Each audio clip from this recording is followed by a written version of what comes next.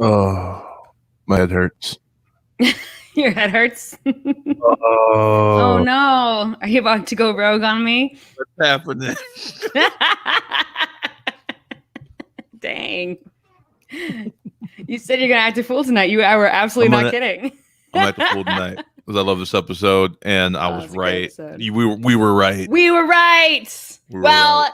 it hasn't happened yet. We'll get But it's there. yes, we'll get there. But hello, ladies, gentlemen, everybody in between. Welcome to our Bad Batch recap show here on The Dope.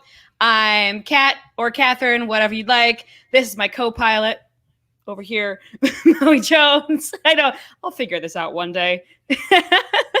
We are here to talk episode 6, Decommissioned. Yes. So, what do you got for me? All right, let's get into it because we Still got a goalie. lot to cover in this one, as usual. Mhm. My first question that I wrote down, and this has been true since the first episode, but for some reason I decided to write it down just now. Maui, are you like me and you still half expect when the episode starts to hear the Clone Wars theme music and to hear that voiceover guy from the Clone Wars? I would love for that. I love that voice. Is that who does the voiceover? Is that Tom Kenny? It's whoever does Admiral Yularen, because it's like allegedly supposed to be. I'm looking. I think it's Tom Kenny. The voice. I think it's like SpongeBob SquarePants. Is it? Yeah, I think so. Because I know that the guy who played Sauvage was Mr. Krabs, which is hilarious to me. That's Clancy Brown. Clancy Brown, that's right. That one I do know. So there is a bit of a Clone Wars SpongeBob pipeline. Yes, I mean they're like the main like voiceover act like performers like are in like a lot of stuff, right? So like D. Bradley Baker, right?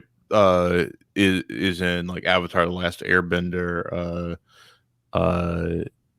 Yeah, they all like pop in and out through different things. Sure. I imagine the voice acting world once you reach a certain level is very small. Yeah. Maybe it's not Tom Kenny. I gotta figure out who the announcer is on Clone Wars.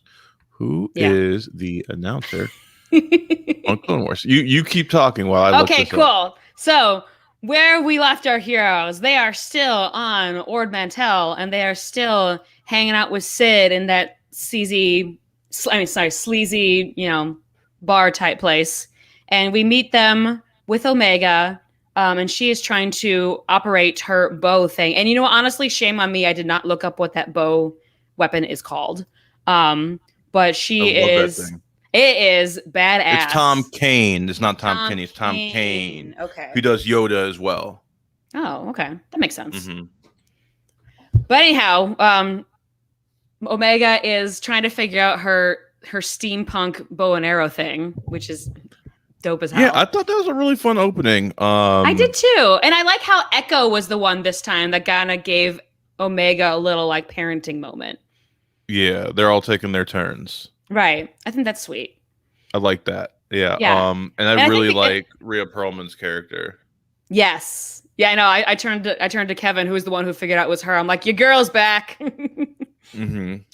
It seems like that's going to be like their kind of base of operations for the foreseeable future. It seems like that. Although Hunter doesn't seem to think so, because when she gives them the mission, he's like, we haven't decided if we're working for you or not. And she's like, yeah, whatever. You're working for me.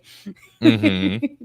Yeah, he's like, fine, we're in. He's like, I know you're in. I already told you you're in. Right. Yeah, this episode really hit the ground running. I mean, we're in that bar for all of like 2 minutes before they are off to Corellia for the droid factory. Yeah, this is the second time we've seen Corellia. Is it? Right. Like we've seen Corellia in Solo. Oh, I thought you meant in this show. Yes, we've seen Corellia before. Just like in canon, like on like represented in the you scared me. I was like, was I just asleep for something? No, this is our second time, but like it's interesting because we're seeing we don't really get to see much of Corellia. It would be interesting to see Corellia before Imperial occupation, because we know like it turns into a pretty horrible place to live. Yeah. But we're only inside of that factory. We're just in an industrial area, and we know that like post Empire taking over, it's a very industrial area, so we really only get to see the industrial side of it. I would love to see like what Corellia is like during the transition, like before it's Yeah. completely industrialized. Yeah. Yeah, yeah, and see what like the everyday life is like. Because I get the feeling that the lifestyle that we saw in Solo may not be representative of like what everybody is up to on Corellia, Hmm. what your average Joe or Jane is up to on Corellia. Yeah. But I will say though, there was a moment in this episode where I had to pause to talk to my husband for a second, and I turned back to the screen, and like the lighting inside the droid factory was really cool. You got that like kind of orange glow from the place where it's melting, and the kind of smoky haze. It was a really cool. I mean, they really did a good job with this, with the backgrounds of The this, I think. animation is consistently top notch. Yeah. The atmosphere, the backgrounds, the set design is all just absolutely wonderful on this show. Yeah, absolutely. So we get to Corellia and we are trying to find a tactical droid because I actually really liked this detail. You know, because the tactical droids were fighting the clones, now learning how to fight clones, the value that has gone up now that clones are now working for the Empire. So Hmm. whoever's working against the Empire really want to knows how to defeat these guys. I think that's something I never would have thought of, but I think that's a really great way to keep the world consistent. Yeah, though I'm curious as to why the Bad Batch would even want to do that, like because they are themselves clones. Oh, interesting. Um, I didn't think of it that way. yeah, I'm also Yeah. curious as to like we know at some point all most of the clones go away. Yes. Like almost every single one will disappear in favor of conscripted or volunteer, you know, stormtroopers. Right. So I'm wondering if this is part of the puzzle as to like how they phase out. Hmm. You know, yeah, I'm just very curious as to where that goes. Yeah, and I think now that I think about it, I don't think the Bad Batch have really much of an issue with taking out the clones because now they're kind of working for the Empire. Maybe not super comfortable with that, and I don't think they really have that kind of brotherhood with the regs that a reg would, like we saw with Rex and the 501st and all that stuff. Like they don't have that connection like the other Yeah, clones do. So I don't think they yeah, really care about that. right. But I don't know. I feel like they're putting themselves at risk by helping that cause Sure. potentially. So I just like to see them like kind of think about it a little bit more. Sure. I mean, they can't exactly hide the fact that they are clones. I mean, Right. it's literally written on their face. Hmm. Yeah. um, I had a question early Yeah. on in this episode. And it's kind of a double parter. How did Tech get the intel that about the blind spot and the droid patrol schedules, for them to kind of sneak in and go to the console? Is Tech kind of overpowered? Like, how does he Um, know how to do this okay. stuff? Well, first of all, in the scene before they go, when they're still Hmm. talking to, I keep forgetting her name, Rhea Perlman's character, Sid. Sid. Thank you, Sid. Um, she's trying to explain, and then he mansplains because Tech once again I forgot about that. is the worst. Um, got on my nerves. I would assume he probably hacked in or Hmm. something. We just didn't get to see how he obtained the information. But it seems like security, like cybersecurity in Star Wars, is terrible. Yes. Just in Yes. general. I remember in season 2 of The Mandalorian, um, when they infiltrate the base with Bill Burr's character, the Yeah. sharpshooter. Yeah. And he's like, "Oh yeah, I know the Imperial codes." Now he's been imprisoned, and before that, like a bounty hunter. Hmm. Like the codes he had to have been like 5-6 years old, Yeah. and they still worked. So like Oh obviously, like yeah. cybersecurity is not a priority, in the Star Wars universe. I have worked jobs where they would change your password every like 90 days, and then it couldn't, your next password could not be like any one of your previous 25 passwords. So, Correct. like, if we can do it over at where I was working, surely the galactic flippin' empire can afford to tighten a few screws. What do you say? I'm just saying. I like But that a yeah, lot. I don't know. I don't know how he got in. Like but I appreciate that they didn't dwell too much on it because the bulk of this episode is just one long battle, Yeah. which I thought was really fun. Yeah, and I mean, going back to is tech kind of overpowered? Star Wars is not. There are some sci-fi properties that will explain to you how certain things happen scientifically. Star Wars is not one of those properties. They'll give you a quick explanation of, oh, I used the Force to do this. Oh, we hacked in and we found this piece of information. They're not really going to get into the nuts and bolts. So, like, Yeah. maybe we should just Also, kind of accept that we can do these things because plot requires us to. right, but also like Tech does mess up because he's like too inside his own head, like when the ship crashed, because he's like, oh, the ship's fine, like. Mhm. So yeah, I That's don't think true. he's overpowered. All right. I just think he's full of himself. Yeah. I just really Yeah. he's like my least favorite character on the show. Oh, for sure. No, bar You none. know. Absolutely bar none. And like a friend of mine posted like the Tech was his favorite. I was just like, why? Like I didn't How? say it. I didn't post it on his but No, I I would really like to know because like it's sort of like, what do you see in him? right. Yeah. Yeah. Hello, mother. My mom just said hi. Hi. She does not watch Bad Batch. She's just here to say hi to me. Oh, that's sweet. I'm glad you're out of the hospital, mama. Yes, feel better. Yeah.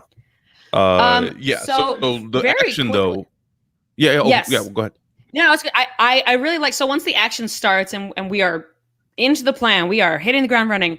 I kind of liked the detail that because Omega was supposed to keep watch for a while, we kind of see the act, at least for a second or two, we kind of see the action through her eyes, because some of them go off this way and some of them go off that way, and we kind of get through her perspective. We get a layout of how things are laid out. I mean, I'm not explaining that properly, but you get some of these people over here, some of these people over here, and you kind of get a sense of the scale and the layout of what's happening.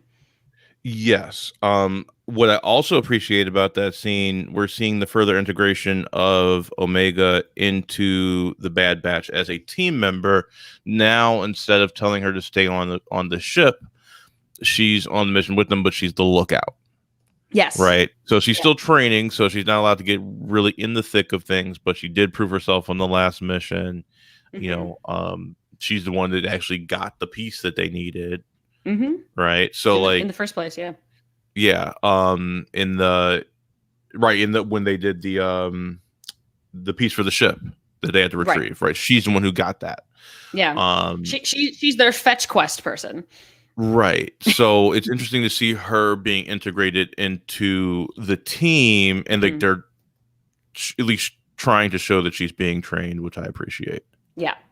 Yeah. But they're also being realistic about it. They're not like being like, oh, she's made all this great progress in a short amount of time. Like, no, she's still a kid.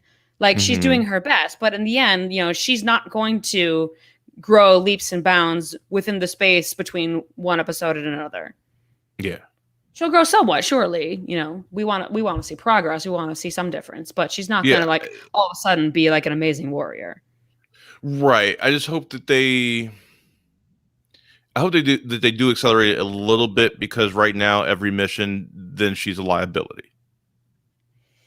And so like I would like to see either that, or it's like every time there's just some weird luck thing that happens that makes her useful, right? Like she oh, he likes the light, throw the light, I got the thing. That only is going to work so many times before I'm like, okay, let's like show her actually be able to do something. So like either like push forward her force sensitivity, or like show that she has like some like super skill that they baked into her as a clone that's going to make her useful. But like I don't want to stay too long in the Omega is fairly helpless phase of things. In fairness, though, that kind of thing where, oh, we figure this out because of luck, or something happens and we get out of it because of luck, is kind of an action adventure trope, though. Like, it's Yeah, not, especially a Star Wars one. especially a Star Wars one, for sure, for sure. So I have a fair amount of patience for that story strategy. I don't know. Like without the Clone Wars,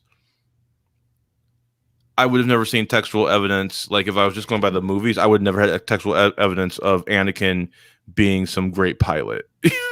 You know, because it seems like he just does stuff by mistake. Like when he's a little kid and he's just like, "Oh, let me hop into this Naboo fighter," and it's just Oh, like, God. okay. But yeah. So I want to see her be able to like hold her own. I want to see her to start to carve her legend into the fabric of this universe. For sure. Yeah. I mean, yeah, we don't want to see her be stagnant for sure, but I also like that there's a little bit of realism there. So then in comes Rafa and Trace. What did you think? Them. Okay, so I want to circle back on the question of characters coming back in general, but what you liked the inclusion of them specifically? Yes, I did. Okay. I did. Yeah. I thought I loved the dynamic. I loved that, like, it was like, okay, we're against each other here. Okay, now we're going to kind of reluctantly team up, but we're still kind of against each other. But we recognize that, like, the droids are, like, a larger problem at the moment. I loved all of that. I loved the choreography of this and the pacing of this entire fight sequence. Filoni does such a good job of doing action that also informs and forwards the story. So that I love. I have fairly mixed feelings about Rafa and Trace. And again, it has nothing to do with the conversation that will come about characters coming back in general. But I'm not going to lie, when I first noticed that it was Rafa, my first thought was, are you freaking kidding me? Because that middle arc in season 7 of Clone Wars was just not it for me. I mean, maybe some people liked it. I did not like it very much at all. But then the more I thought about it, the more I was like, well, maybe this is a chance for them to use them properly this time, for lack of a better phrase, and maybe redeem their characters with the fans a little bit. And then I kind of came around again, and I was like, well, they did still kind of fail in the end. So they didn't really redeem themselves very much at all. Did they fail, though? They got what they needed. They didn't get it out, though. The only reason why they were able to get the information is because Hunter handed over the data stick. Yeah, but data rod, whatever. So, I mean, it's a roundabout way, but they still end up getting the thing. Yeah, but again, they only got it because they didn't get it because of themselves. They got it because of the Bad Batch. Yeah, I suppose. I think where I land is that maybe they didn't redeem their usefulness. But I do like, it did remind me that I did enjoy their dynamic, and I like that there's like a badass sister duo. You know, I don't mind them as characters. I just didn't like that arc very much. That's fair. I like them better here. Yes, hard agree. Yeah, I like them much better here. I really like them in this. I think they're fairly forgettable in Clone Wars, but in this, I thought they were a lot of fun. Yeah, absolutely. And again, the banter between them and the Bad Batch, top notch. I absolutely loved it. And also Omega's kind of holding her own. Yeah. I want to talk real quick about that first moment between Omega and Rafa specifically, where Omega is holding her bow and like pointing it at Rafa, and Rafa's like, "Whoa, easy there! Like, hey, let's talk about this. You know, you can put it down." I kind of wish they had gone a step further with that, because in that moment, the first time I was watching it, and I'm watching kind of Omega thinking like, what should I do in this situation? I was like, oh, this is a moment where Omega can have a character moment and make a decision like in the heat of battle by herself. And maybe it'll give us a sense as to her growth, or can she think on her feet in these high stakes situations? But they didn't do that. She kind of just lunges at Omega, and Omega, the bow gets dropped. She didn't really end up making that decision. What would you have wanted to see her do? Would you have wanted her to take the shot and miss? I wanted her to. I don't care about what the decision is. I just want her to make one. Okay, but like, I mean? If you were, but say you're the writer. Okay. What's the character choice that you would have had her make? I probably would have had her ask questions like, "Who are you? What do you want with this tactical droid?" Just try to feel out the situation maybe before making a decision, because getting more information before making a decision is a decision in and of itself. Mm-hmm. That's okay. I see. I think I make either the character take the shot and then deal with the repercussions of that. Like maybe she misses, but she like causes like further like mayhem, and then realizes that that could have killed a person, and that this is not a game. Or maybe she pulls back and then realizes that if I let go of this, like I'm effectively trying to murder somebody, and then she says that's not who I am, and then drops the weapon, and then maybe doesn't use the weapon. See, there you go. It could have been very interesting. And on Rafa's side, if Omega had taken the shot, that could have killed any and all trust that could have been cultivated between those two factions, between Trace and Rafa and the Bad Batch / Omega. Right. Yeah. Like you kill any possibility of a truce or cooperation. Right. And then maybe like if she pulls back but then doesn't end up taking the shot, ultimately maybe if she like shows it like, okay, I'm not gonna shoot you, and then like the chase ensues as it does on the thing, then that's the reason Rafa turns around and goes back, right, when she's trapped. Yeah, it's a quid pro quo. Yeah, I know this is a nitpick, like the episode is still great even without that little moment, but again, from my first viewing, I was like, oh, there's a bit of a missed opportunity there. No, I would agree with that, though, because this is the moment where you have to like let the character choice inform who the character is, and that's what grows the character, right? So, like as a writer, that is, I think, a wonderful moment to let the character speak for themselves and make a decision, and that forwards what we know textually about the character. Yeah, and like the way that the scene is set up visually indicates that this is going to be a big deal, because you have one character in this really strong stance, and you got the kind of purpley glow of the laser on her face. Like it's very dramatic, and then for it to kind of end up with nothing, I was like, oh, all right, whatever. Yeah. No, I would 100% agree with that. I also like, though, when like Hunter and them like get involved, and also when the droids first wake up, and the one droid goes like, "Did we win?" That was so funny. Killed me. Amazing. Absolutely killed me. Amazing. Yeah. Oh, and the other great. I would say that's the second best joke of the show of the episode. The best joke of the episode is there an echo in here? And Echo's like, yep, that's me. Like immediately without missing a beat. Perfection. Like, Echo has been waiting his entire life for this moment. And it happened. Correct. And he was just like, she said the thing. She said the thing. I've been waiting so long. It's so true. I don't know if you've ever watched Ted Lasso, but there's a moment where Ted Lasso is like leaving his boss's office, and her underling makes a pun because they're having salads for lunch later, him and Ted, and so as Ted's leaving, her underling, his name is Higgins, says, "Okay, Caesar you later." And then Ted bursts back through the door and goes, yes, because he's so happy because he made a pun. Oh and my it's god. just it very much reminded me of that That's kind of so like beat. cute. Yeah, where like the guy's just waiting for the joke to be made. So I That's so loved awesome. that. Yeah, there was also I thought a really interesting. It was I think it was played for comedic effect, but I think that it is an interesting parallel. When the droid says when they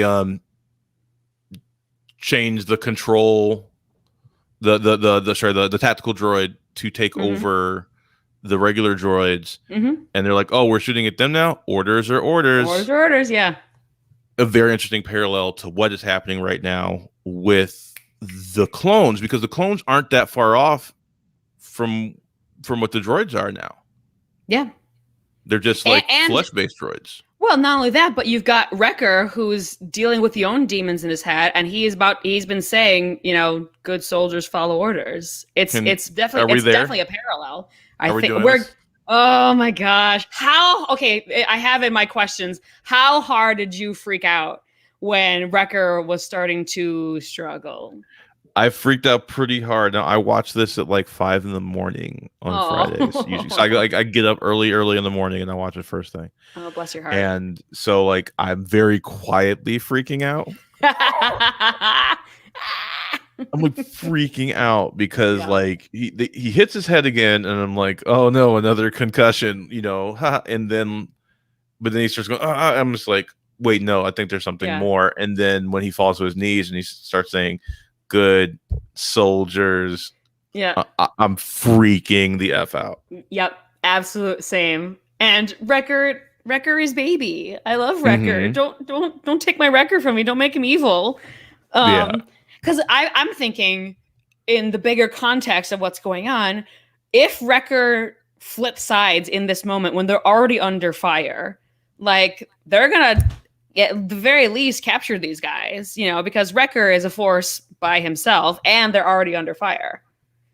So I was thinking like, okay, if Wrecker is now bad, then stuff's gonna go down. So here's my question. Yes. And I think this is a really important question to think about when thinking about the character of Wrecker. Does he forget what is happening in that moment? Is he cognizant that this is happening? Because if he is cognizant that this is happening and he's not telling them, he's putting his entire team in danger because he is a liability.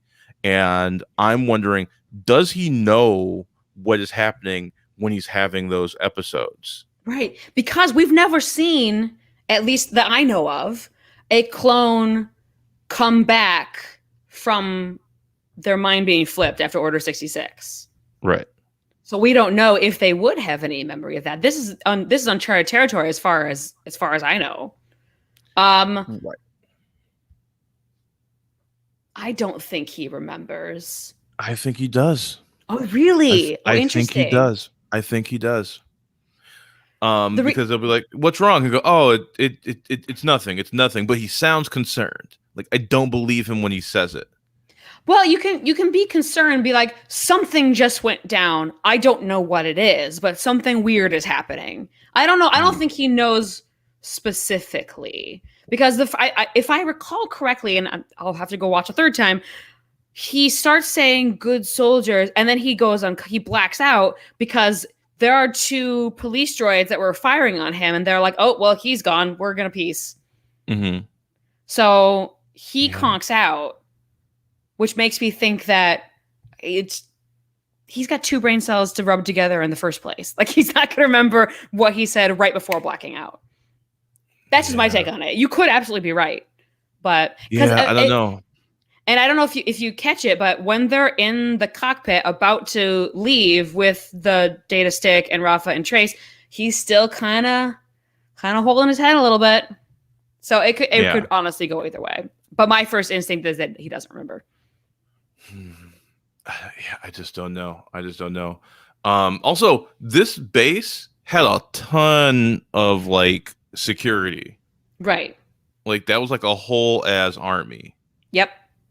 So that was like a pretty insane firefight. Yeah. And their like lockdown was like these heavy duty blast doors. Like they were expecting something to happen, it seems like.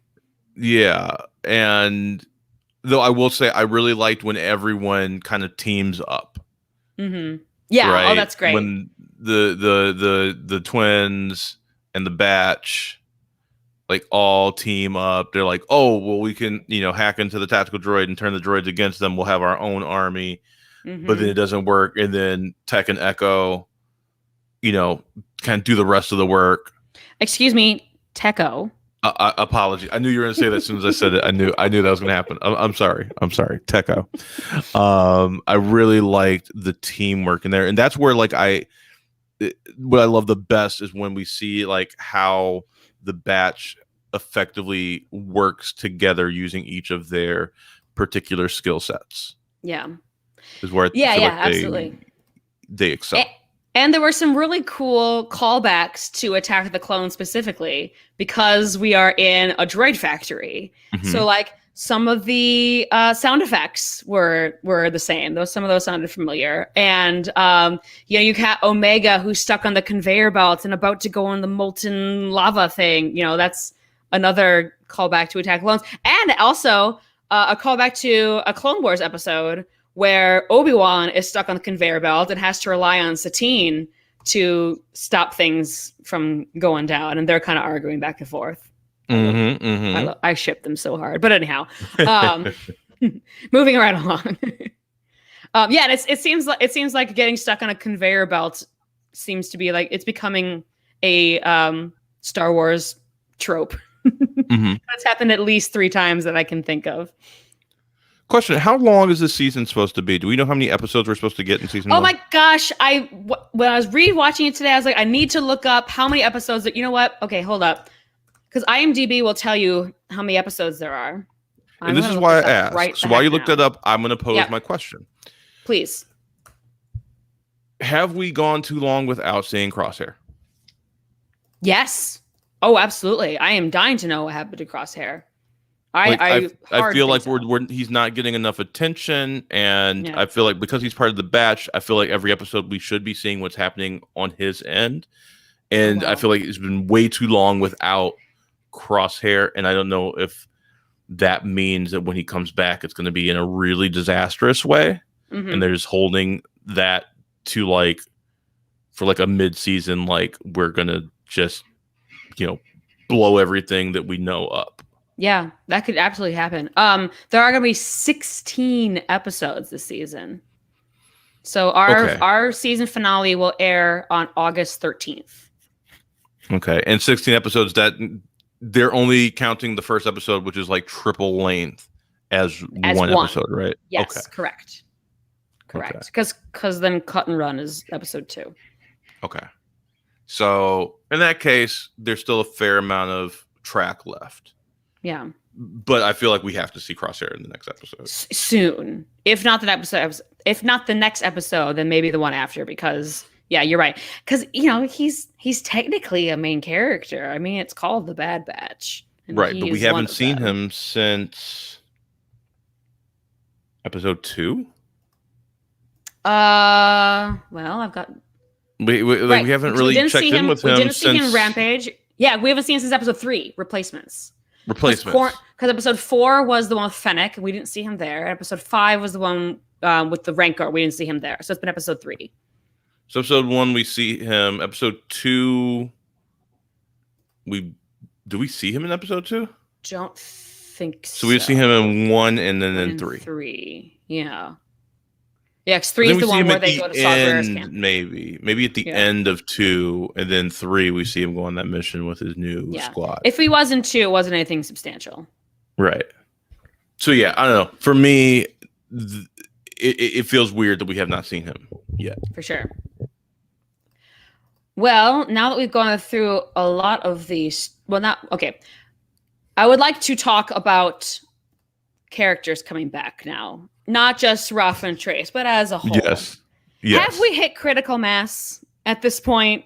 I know we're only in episode 6, and I now realize that we have 10 to go. So I know that there's going to be more coming back.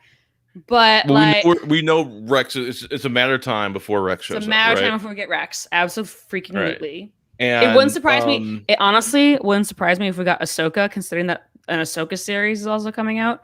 But Can we do the last part of the episode first and then circle back to this question? Absolutely. Okay. Because I do have more to say about the end of this episode. Okay. But Okay. I Cool. got so excited Because I do have thoughts on the returning character question, but it requires talking about the very, very last. Okay. Okay, you know what? That's absolutely fair. I do apologize. There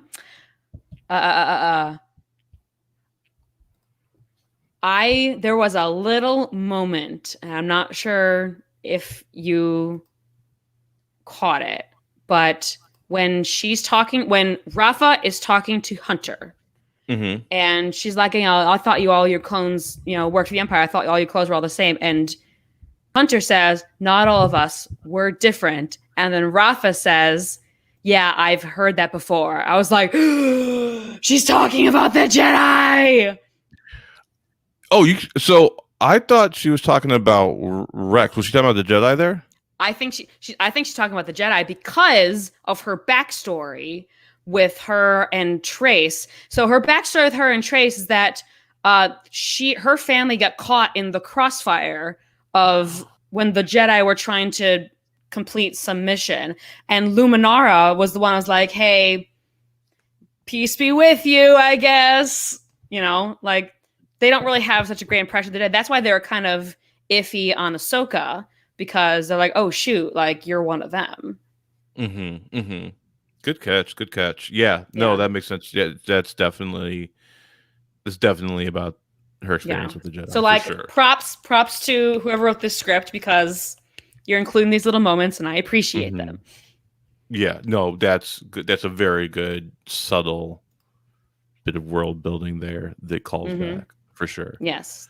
Now, as to the final non-reveal, where I messaged you and I'm like, here's the thing. First of all, when Hunter gives her the thing, right? So they basically failed their mission now, right? So, like, Hunter, and then we're gonna go back to Sid empty-handed.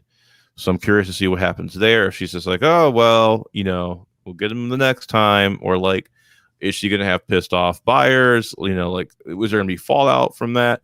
Probably not. Oh, see, I feel like we are gonna see fallout from that, because Sid is not gonna take this line down. I feel like Sid is sassy enough and she's pragmatic enough that I feel like she's gonna be kind of pissed. Yeah, maybe they just say like, oh, there was, someone else was coming after it, and the whole place got blown up. We didn't get to get the thing out. I don't know. Also, like, I like the fact that, like, they're like, do you even know why you're doing this? Who you're giving this valuable piece of technology to? Right. And I don't know that Hunter has the proof that he should believe her. Yeah. And just give her this, the data that they needed. I think that's kind of weird that he's like, all right, well, we'll trust you. Yeah. That's strange. Person that was trying to, swindle me 5 minutes ago. Right. But I think that does show that he is essentially a good character. I really wish that the rest of the batch had as much agency as Hunter has. I would agree. It feels like he's the only one that really is making decisions, and the rest of them are just kind of along for the ride with Hunter. It would be nice to hear what they have to say. Like, well, dude, you're kind of screwing up our standing with Sid, right? This is our new job now. Why are you going to, I would love to hear those conversations between the characters. Sure. So those are my kind of like finishing thoughts on like that exchange. What do you think about that? About like the dynamic and the lack of agency with the other characters? Yeah, I will say, in fairness to the writers, when you have a show that's 25, 30 minutes long per episode, and you have now 6 main characters, including Omega, that is a lot of character development to go down. And we have 10 more episodes. There is room for that to still happen. Because we already have some, yeah, I would agree that nobody has gotten as much agency as Hunter. But like, for example, like we've gotten these little moments between like Wrecker and Omega where he's like kind of her big brother figure and he's giving her high fives and stuff. Like there have been some things that have went down, but I would agree with you that we need more. Especially with Tech. Can we make him not so insufferable, please? Right, like I want something that's gonna like show me why I should care about that particular character, because I don't really care if he goes to the dark side or to the Empire or whatever. Like, go ahead, I don't care. And I realize that Echo is coming in with a bit of an advantage because we've seen him before. He was not a new character when the Bad Batch was first introduced. Yeah. So we have a bit of runway with him. Yeah. Okay. All right. Now let's do it. Okay, yeah, I've been chomping the bit this whole time. Yeah.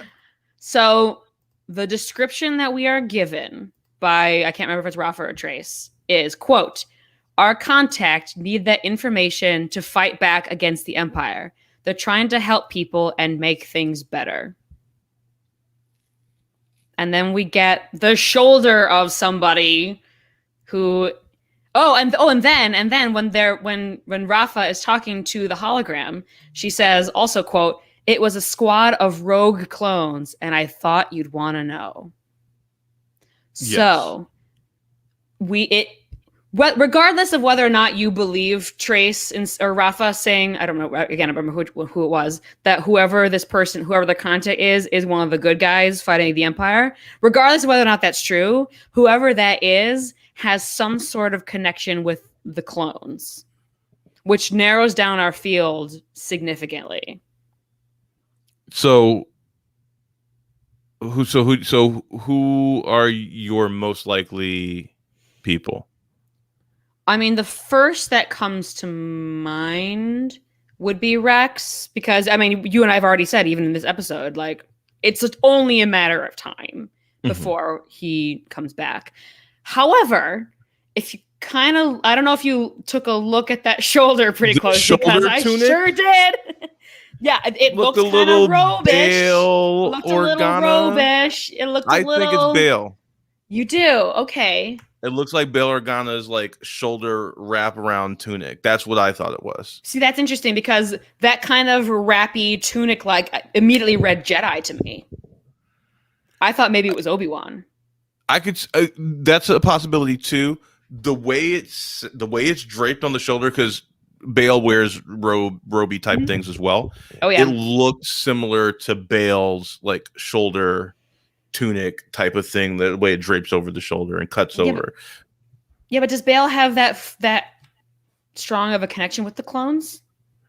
I mean, he's in the Senate, have a strong connection with the clones, but he has to have a strong connection with the formation of the Rebel Alliance. Sure. And so like that's what, so I was thinking that they're like, hey, just so you know, there's some clones that aren't under the control of the Empire.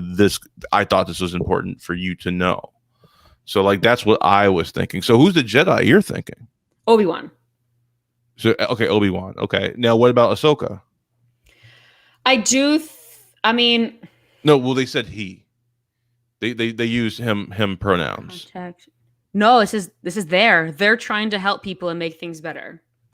Which, good on them for keeping it ambiguous. No, but once they get on the ship, they I think they use a he or him, or we should let him know, something like that.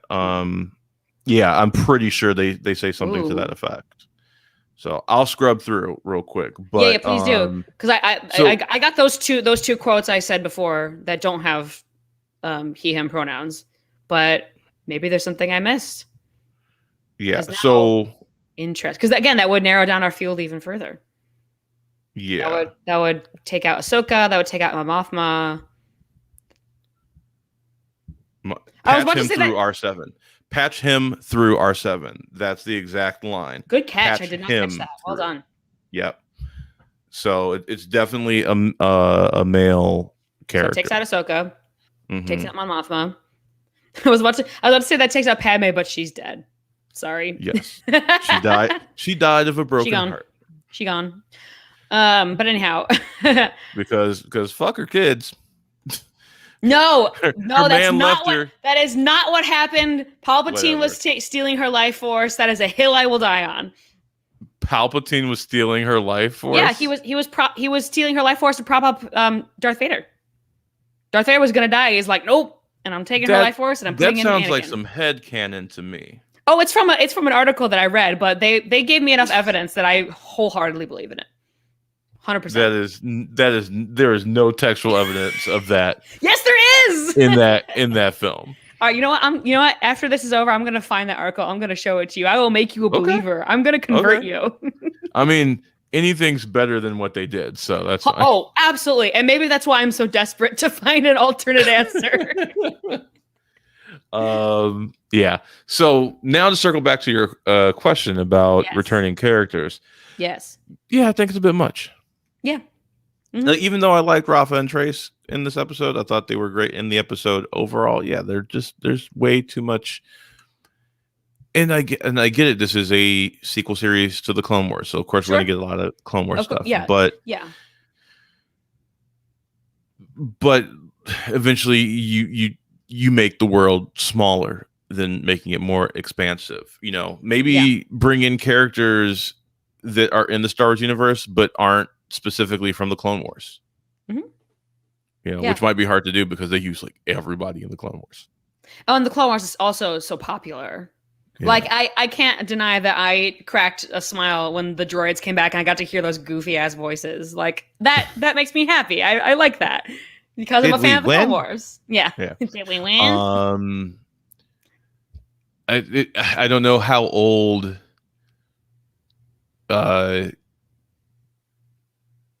How old would Cassian be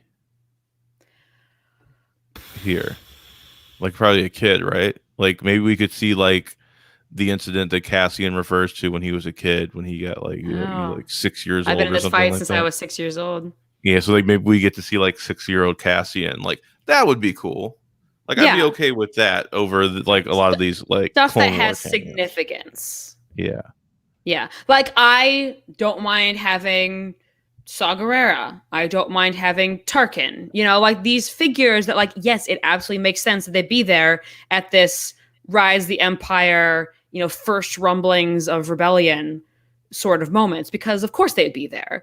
But like Bib Fortuna in the last episode coming to pick up the Rancor, it's like, haha, that's probably the Rancor, like maybe the Rancor's mom, you know, the one from Return of the Jedi. Rafa and Trace, again, my first thought was like, oh God, okay, here we are. So I would prefer, I don't mind having characters come back because obviously there's payoff for the fans and it makes sense in a lot of instances. But like, if we could maybe dial it back a little bit, I realize that there's no turning back now, but like in terms of my own personal taste, if we could dial it back a little bit, that would be swell. And part of that also comes from like there's no fat, right? It's all just meat, right? Where every episode's just going to push the forward story, the story forward. There's no filler because we only have 16 episodes. It's not like a 22 or 26. It's 8 hours of content, right? So it's going to be a pretty trim thing. So you know that's one of the downsides of like a shorter season.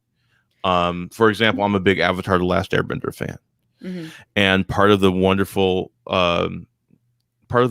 of that show is that it's very much about the journey, right? And on that journey, they meet all of these interesting original characters. Sure. And when a person returns, it's a big deal, right? Like, oh shit. You know, General Zhao's back. You know, that this is significant. Oh no, like, you know, May and Ty Lee caught, you know, and Azula caught up to them. This is a big deal. And they get away and they keep plowing forward and they, you know, meet new interesting people. And then when they finally come back, it's like, oh sweet. But it's not like every episode someone's come back. They're meeting new people. They're forging forward into new parts of the universe. Right.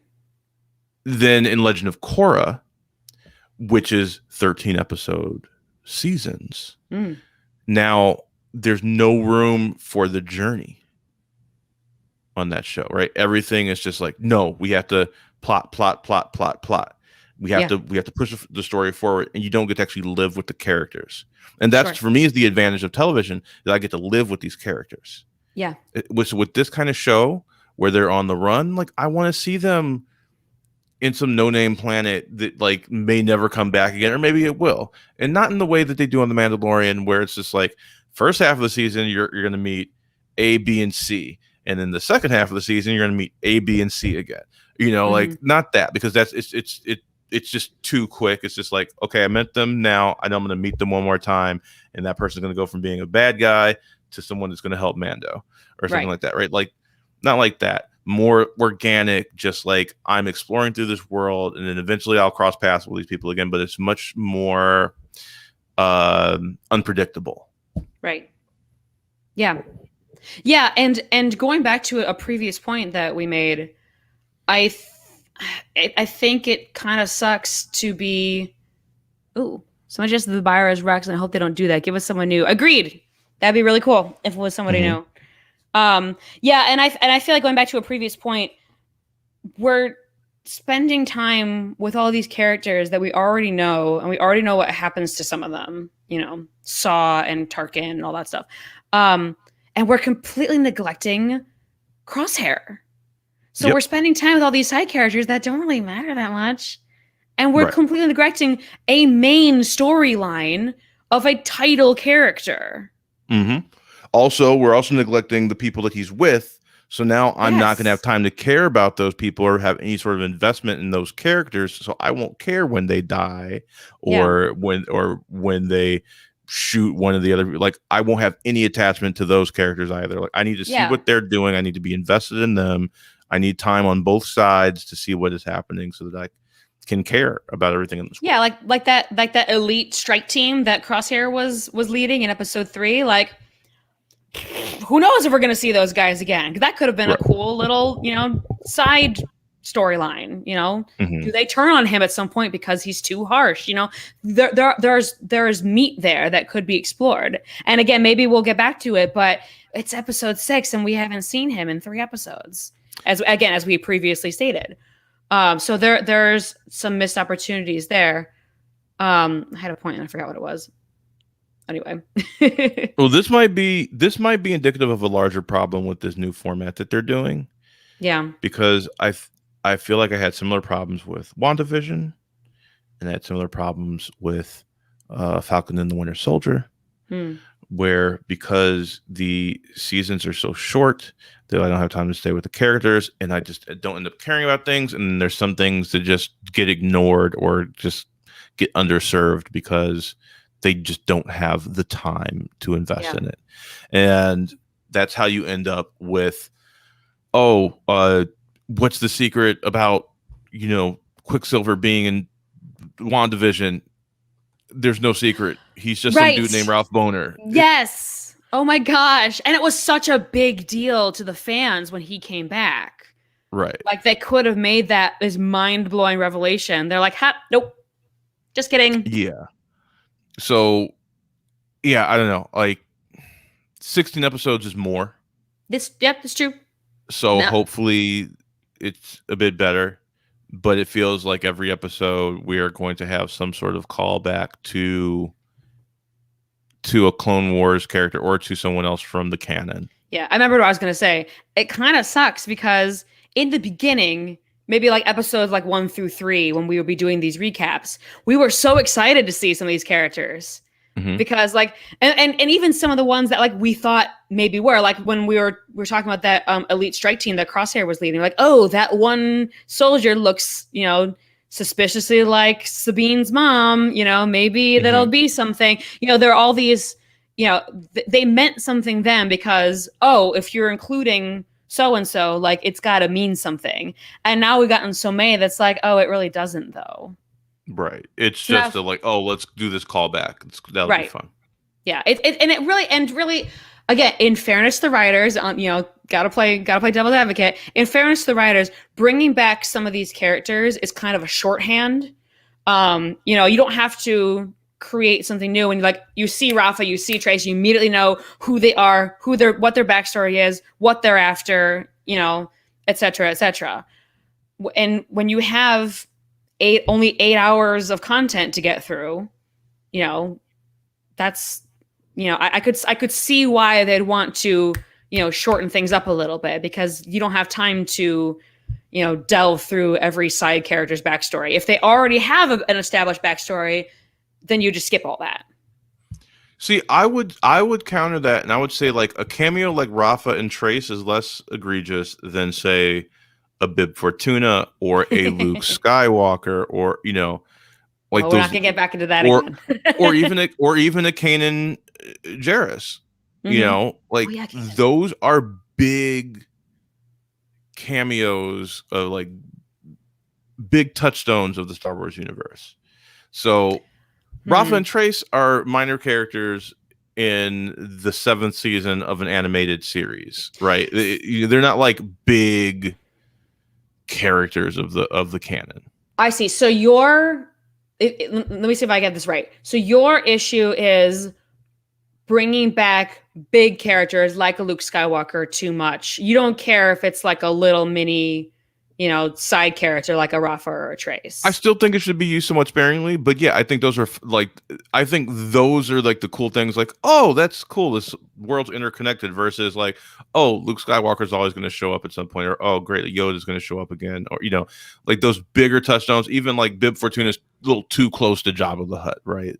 Yeah, for me, it's not so much the size of the character; it's the size of the impact.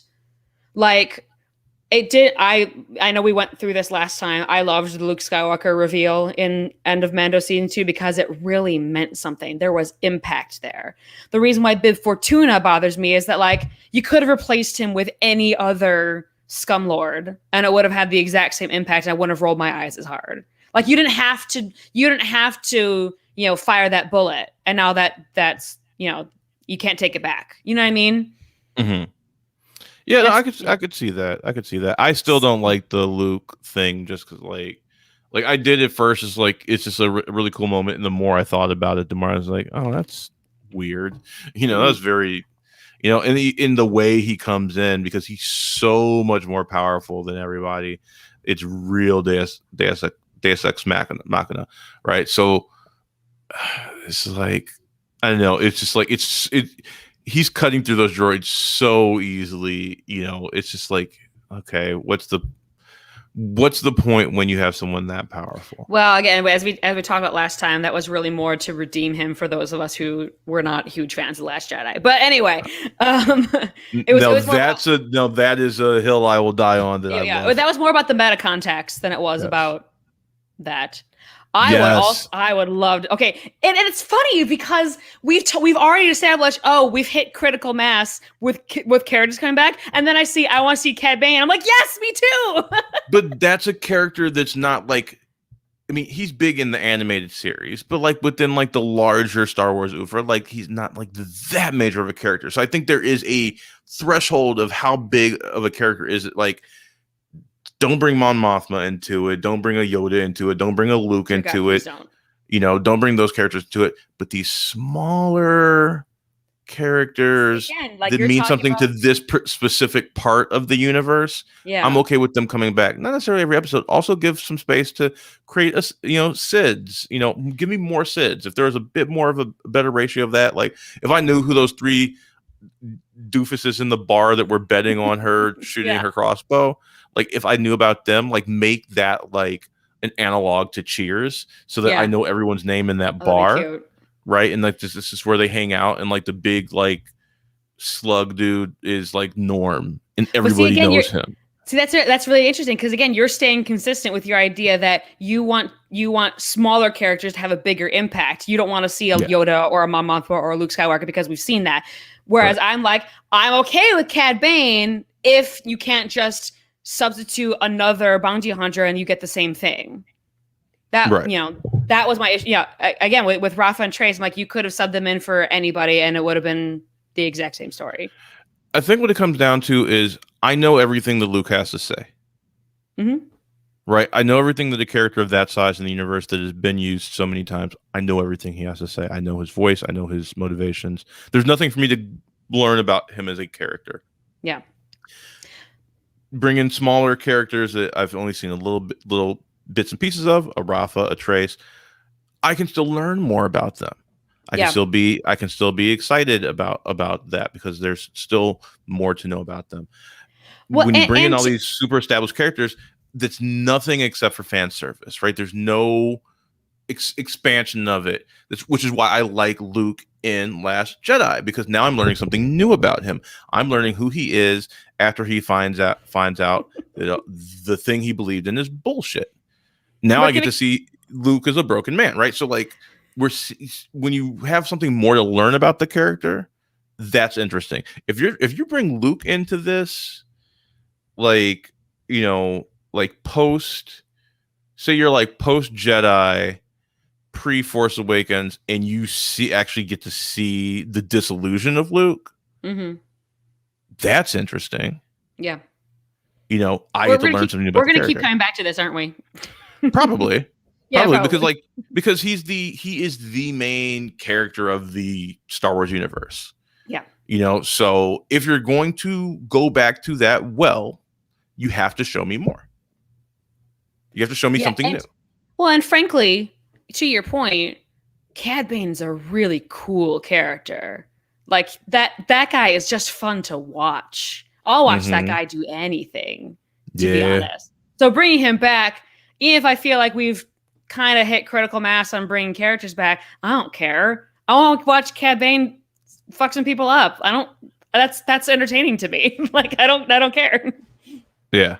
Yeah, I guess that's the other caveat, right? Either get me something new or give me something really freaking cool. Yeah, yeah. And again, I don't want it I don't want him to be, just any other bounty hunter. It has to be something like, it has to have that kind of Cad Bane flavor to it. He has to add something, or else don't bring him back. Or anybody for that matter. Absolutely. Cool. So where are we at? So what are we rating now? I think we're rating now. That's where I was about to go. Maui, what you got for me?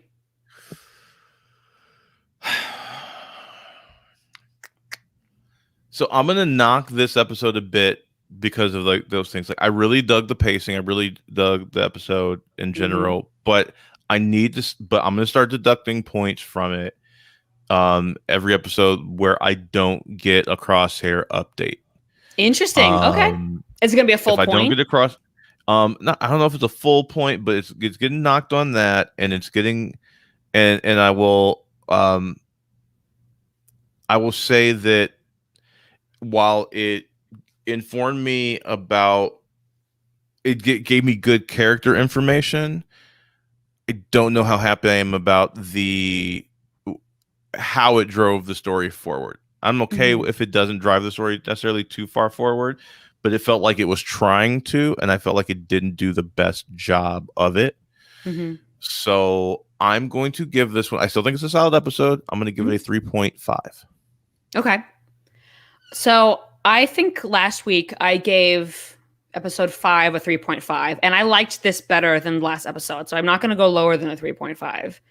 But I'm not willing to bump it up to a 4 because I'm saving 4s and 5s for like, we really got some big revelation moving the plot forward. And I don't think Wrecker's headache is enough because we kind of knew that was already coming.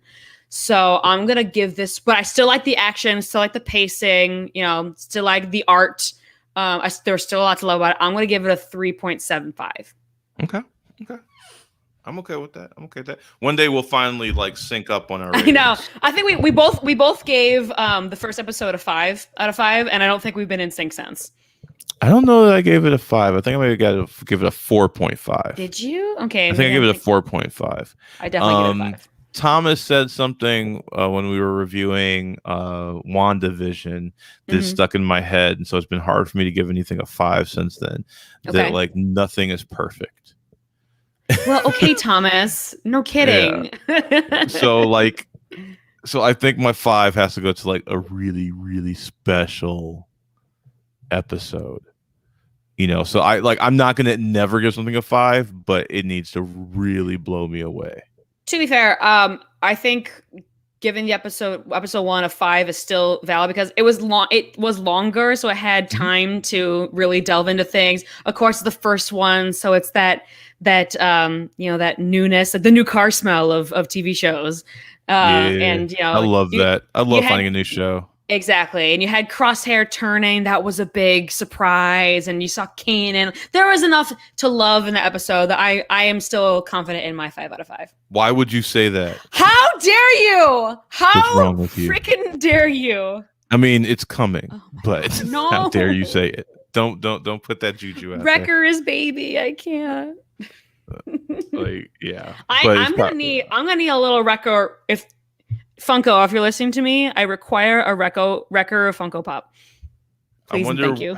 I wonder when they'll release Bad Batch. You know it's Funko coming. Pops. It's gonna Oh happen. yeah, 100%. And I need a Wrecker. Yeah.